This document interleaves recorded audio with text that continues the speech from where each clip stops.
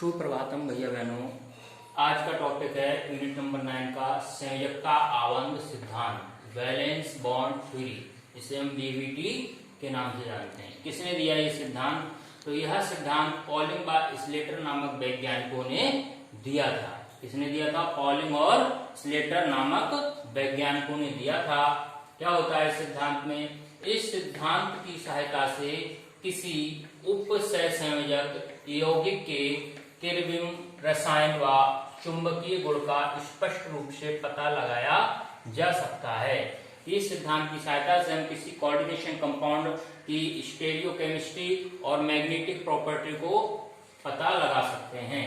दूसरा पॉइंट, इस सिद्धांत के अनुसार नंबर 1, केंद्रीय धातु परमाणु आयन के पास अपनी समन्वय संख्या का मतलब कोऑर्डिनेशन नंबर, इसको उपसहसंयोजक संख्या भी कहते हैं, समन्वय संख्या के बराबर रिक्त कक्षक होते हैं, जिनके संकरण से वह आवंधित कक्षकों का निर्माण करता है।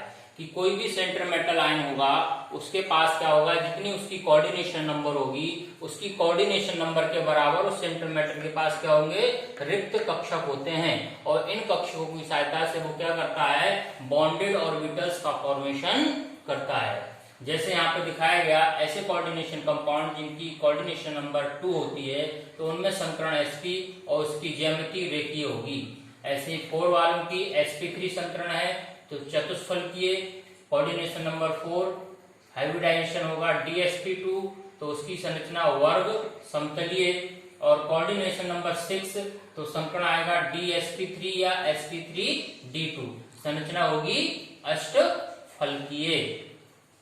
तो संकरण के अकॉर्डिंग संरचनाएं दे रखी हैं। दूसरी बात उन्होंने बताई, केंद्रीय धातु परमाणु के रिक्त संकरित कक्षक लिगेंड के भरे हुए कक्षकों के साथ अतिव्यापन करते हैं, जिससे सिग्मा बॉन्ड बनता है। और दूसरी बात क्या बताई, जो सेंटर मेटल आयन के रिक्त संकरित कक्षक होंगे वो किसके साथ, लिगेंड के भरे हुए कक्षकों के साथ क्या करते हैं, ओवरलैपिंग करते हैं, जिससे कौन सा बॉन्ड बनता है, जिससे सिग्मा बॉन्ड बनता है, जिसे उपसहसंयोजक बंध कहते हैं। अर्थात मेटल और लिगेंड के बीच जो बॉन्ड का नेचर होगा वो कैसा बॉन्ड होता है, उपसहसंयोजक बंध होता है। केंद्रीय धातु और लिगेंड के मध्य बनने वाला बॉन्ड कौन सा होता है, उसको उपसहसंयोजक बंध कहते हैं। और एक पॉइंट है, यदि केंद्रीय धातु परमाणु के भरे हुए कक्षक लिगेंड के रिक्त कक्षकों के साथ अतिव्यापन करते हैं तो पाई बॉन्ड बनता है, और भरे हुए कक्षक लिगेंड रिक्त कक्षकों के साथ ओवरलैपिंग होगी तो कौन सा बॉन्ड आएगा, पाई बॉन्ड। परंतु इसकी संभावना बहुत कम होती है कि ऐसा होगा कि केंद्रीय धातु के भरे हुए कक्षक लिगेंड के रिक्त कक्षकों के साथ अतिव्यापन करें। इसकी संभावना कैसी होती है, मैंने यहाँ लिख दिया, बहुत कम होती है। अर्थात हमेशा ध्यान रखना, रिक्त कक्षक ही भाग लेंगे। तो ये था संयोजकता आबंध सिद्धांत की कुछ मुख्य बातें। अब संयोजकता आबंध सिद्धांत की सीमाएं की बात कर लेते हैं। बीवीटी की लिमिटेशंस क्या होती हैं, एग्जाम में कई बार पूछी गई 2 नंबर में संयोजकता आबंध सिद्धांत की सीमाएं लिखिए। तो इसमें अनेक प्रकार के पूर्व अनुमान हैं कि इस सिद्धांत में बहुत अनुमान जैसे लगाए गए हैं, पूर्व अनुमान ही लगाए गए हैं, उनका स्पष्टीकरण नहीं मिला। तो इसमें पहली कमी, इसमें अनेक प्रकार के पूर्व अनुमान है। नंबर 2, ये चुंबकीय आंकड़ों की मात्रात्मक व्याख्या नहीं करता है। ये मैग्नेटिक प्रॉपर्टी, ये यौगिक चुंबकीय है, कितना चुंबकीय है कितना अचुंबकीय है, इसकी मात्रात्मक रूप से व्याख्या नहीं करता। केवल इतना कहता है कि इसमें आयनिक इलेक्ट्रॉन है तो वो कैसा होगा, चुंबकीय होगा। कितना चुंबकीय है, ऐसी मात्रात्मक व्याख्या ये नहीं करता है। नेक्स्ट, चतुष्फलकीय व वर्ग समतलीय संरचनाओं में चतुष्फलकीय व वर्ग समतलीय संरचनाओं का सही अनुमान नहीं लगा पाता। अब यहाँ पे पॉइंट देखो, यहाँ पे कोऑर्डिनेशन नंबर 4 तो चतुष्फलकीय, कोऑर्डिनेशन नंबर 4 वर्ग समतलीय। अर्थात ऐसे कंपाउंड जिनकी कोऑर्डिनेशन नंबर 4 होती है, उनकी 2 प्रकार की संरचनाएं यहाँ पे बताई गई सिद्धांत में, लेकिन क्यों होती हैं, तो उनकी सही अनुमान नहीं लगा पाता ये सिद्धांत। चतुष्फलकीय व वर्ग समतलीय संरचनाओं का सही अनुमान नहीं लगा पाता।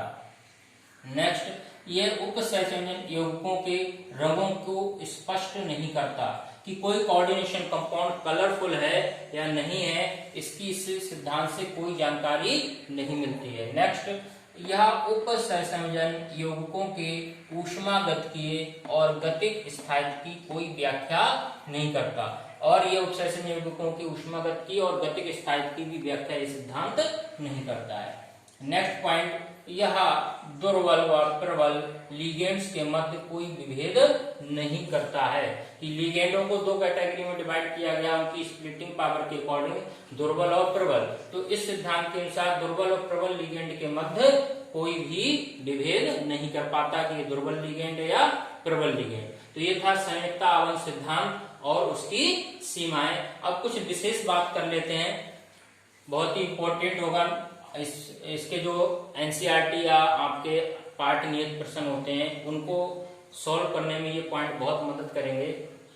जैसे उपसंयोजन यौगिक की ज्यामिति व चुंबकीय गुण, कि हम कैसे पता लगाएं कि ये यौगिक की ज्यामिति क्या होगी, इसके चुंबकीय गुण क्या होंगे। तो इसके लिए हमें क्या काम करना है, सर्वप्रथम क्या काम करना होता है, जो केंद्रीय धातु की ऑक्सीडेशन नंबर ज्ञात करेंगे, कि किसी भी कोऑर्डिनेशन कंपाउंड में क्या है, सेंट्रल मेटल आयन की क्या निकालेंगे, पहले ऑक्सीडेशन नंबर, फिर उसके आयन का इलेक्ट्रॉनिक विन्यास लिखते हैं। उस इलेक्ट्रॉनिक विन्यास से हमें जानकारी प्राप्त होगी। अब कैसे करके हम और जानकारी ले सकते हैं, जैसे ऐसे कंपाउंड जिनकी कोऑर्डिनेशन नंबर क्या हो, 4 हो और उनमें दुर्बल लिगेंड हो, तो पक्का है उनमें sp3 संकरण ही होगा। क्या होगा, sp3 संकरण होगा, और sp3 संकरण में संरचना चतुष्फलकीय होगी। दुर्बल लिगेंड के साथ कोऑर्डिनेशन नंबर 4, संकरण sp3, ज्योमेट्री चतुष्फलकीय।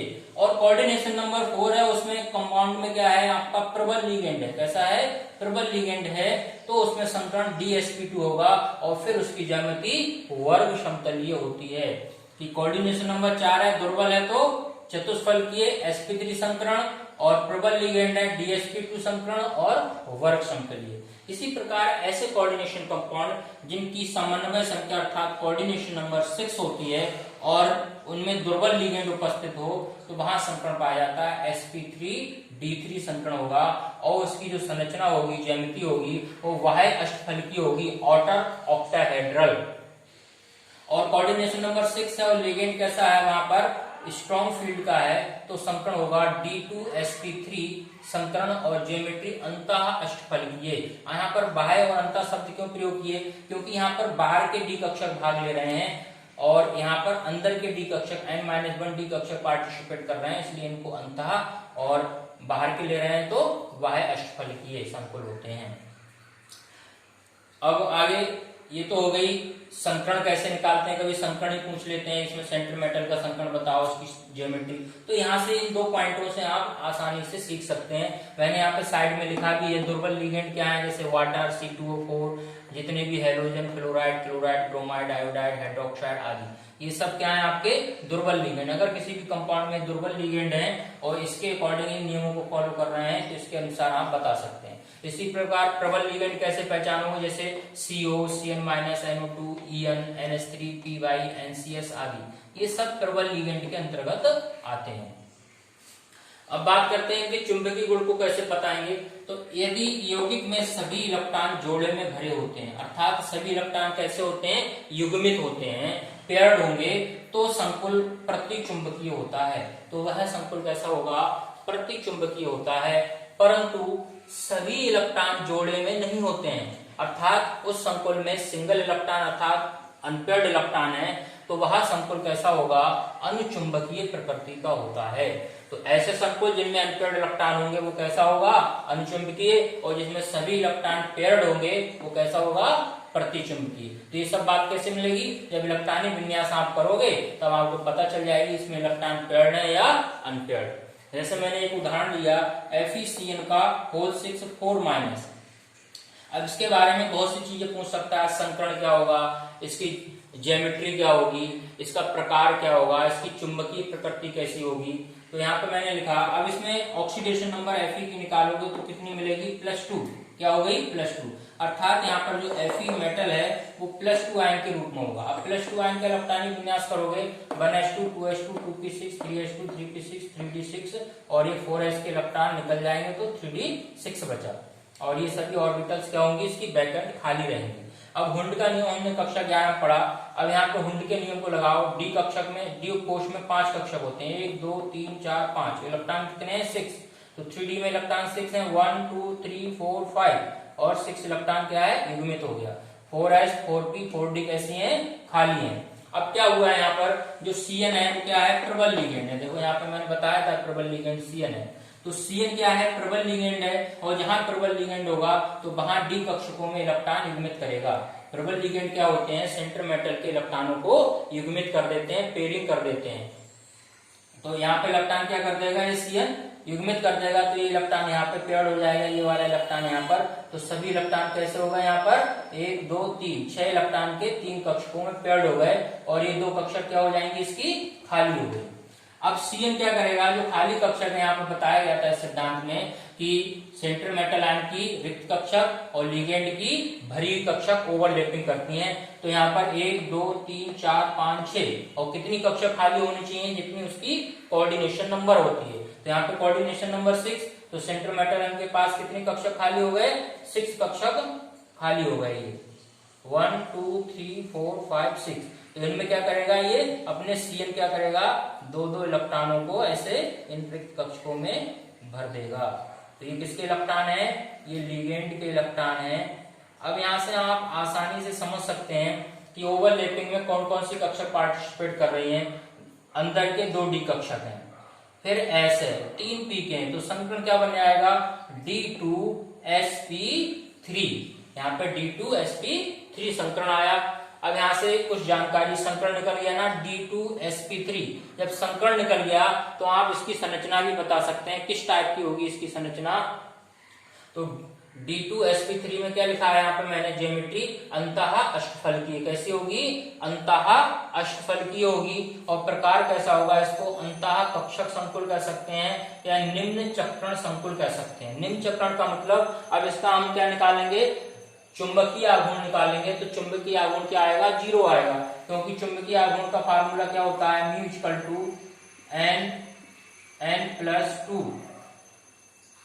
Bore magnet. तो यहाँ पर देखो, इसमें नंबर ऑफ अनपेयर्ड इलेक्ट्रॉन क्या है, 0 है। एन क्या है यहाँ पर, आयुग्मित इलेक्ट्रॉन। तो सभी इलेक्ट्रॉन इसमें कैसे हैं, जोड़े के साथ हैं। तो नंबर ऑफ इलेक्ट्रॉन क्या हो गए, 0। तो इसका मैग्नेटिक प्रॉपर्टी क्या हो गई, 0। इसलिए इसको लो स्पिन संकुल कहते हैं, निम्न चक्रण संकुल भी कहा जाता है। अंतः कक्षक क्यों है, क्योंकि इसमें संकरण में अंदर की n-1 डी कक्षक पार्टिसिपेट कर रही हैं, इसलिए इसको अंतः कक्षा संकुल कहेंगे। अगर बाहर की कक्षक भाग लेते हैं डी के, तो इसको हम बाह्य कक्षक संकुल कहते हैं। चुंबकीय प्रकृति की बात करें तो कैसा है, ये प्रतिचुंबकीय। यहाँ पर मैंने लिखा था, अगर सभी इलेक्ट्रॉन कैसे होते हैं, जोड़े में भरे होते हैं। तो यहाँ पर देखो, सभी इलेक्ट्रॉन कैसे हैं, जोड़े में है। तो इसकी चुंबकीय प्रकृति कैसी हो गई, इसको हम प्रतिचुंबकीय कहेंगे। तो ये आपके क्वेश्चन को सॉल्व करने में बहुत मदद करेंगे पॉइंट। अब सभी भैया बहन इस वीडियो को बार बार रिवाइज करके देखेंगे और स्क्रीनशॉट लेकर अपने नोट्सों को अच्छे से तैयार करेंगे। बहुत ही इंपॉर्टेंट टॉपिक है ये।